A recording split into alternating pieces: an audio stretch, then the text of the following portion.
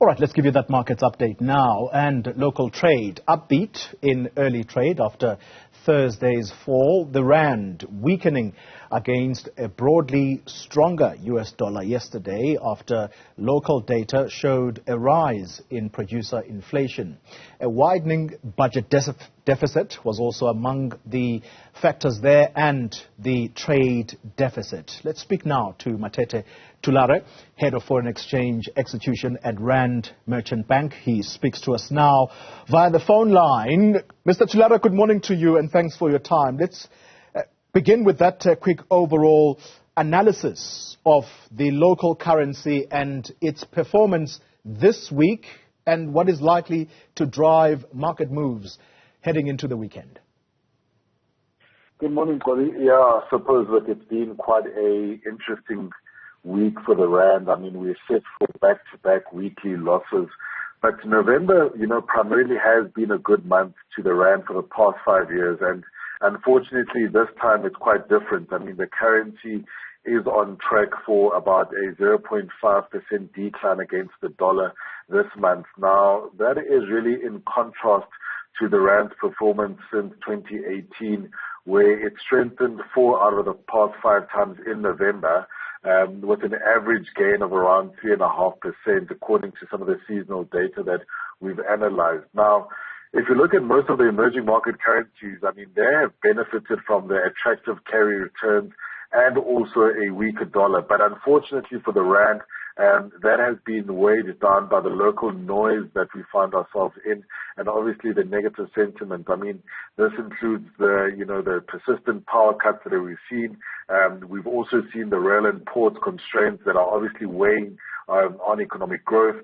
In addition to that, we've got obviously the financial regulators internationally placing South Africa on that grey listing. That obviously that means increased monitoring, which have obviously meant processing times and the cost of cross-border transactions increasing, like we've seen the Reserve Bank locally talking about. So on the back of some of those issues, unfortunately, the rand, as I said, we are now set for back-to-back weekly losses.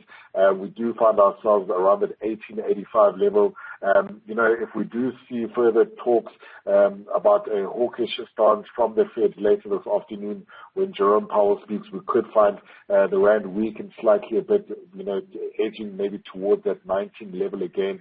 But for now, I suppose as we edge into also the close of the year, it's going to be a wait-and-see approach, especially given the fact that in 2 weeks' time we do have the last Fed meeting for the year before we close off the year, and that will also be critical in determining the direction for the rand.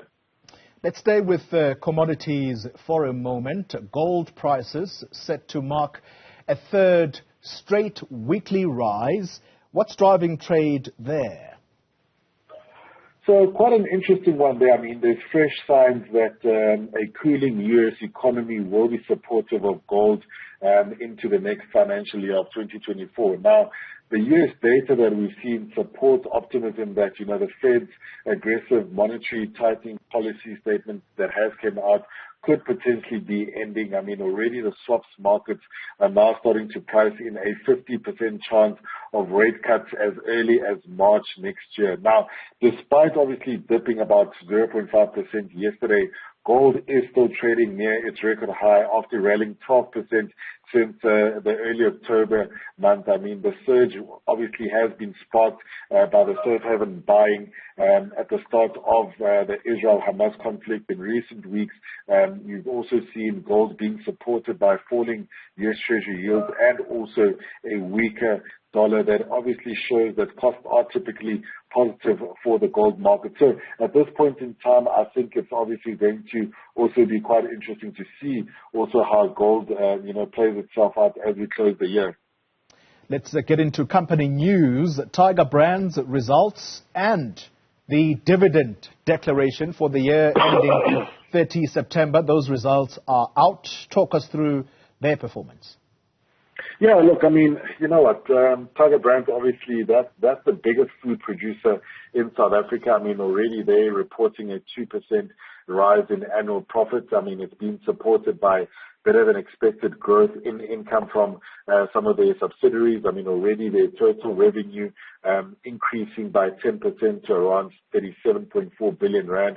That's been driven by price hikes of around 11%. They've also had some favorable FX gains of around 1%, and also, we've seen their volumes decline slightly, but the results there are really reflective of the challenging trading environment that has obviously been marked by high inflation. Consumers who really are cost conscious at this point in time. You've also seen a weaker rand and also unreliable electricity supply playing into their trading environment. Now, despite the double-digit inflation across the portfolio, we did see that the impact of their group's volumes was quite minimal. But also, I think what you're also finding globally is that a lot of consumer goods producers are obviously having to contemplate with obviously the inflation for the raw materials that they need in their production costs. That's also increasing. You're finding that the energy and packaging sector is also having somewhat constrained log jams in terms of the supply chain. That also has been compounded by the geopolitical tension that you find in Eastern Europe. That's also playing a role in some of the increase in prices there. So it's not only Tiger Brands, but across the board and globally that you're finding that these issues are really impacting them. And I think for Tiger Brands, what you are seeing right now is obviously quite an interesting one, because I think despite all of this, you are finding that they have done relatively well despite all the problems that they're facing. Let's conclude with AO Technology Solutions. A trading statement is out. What did you glean from that statement?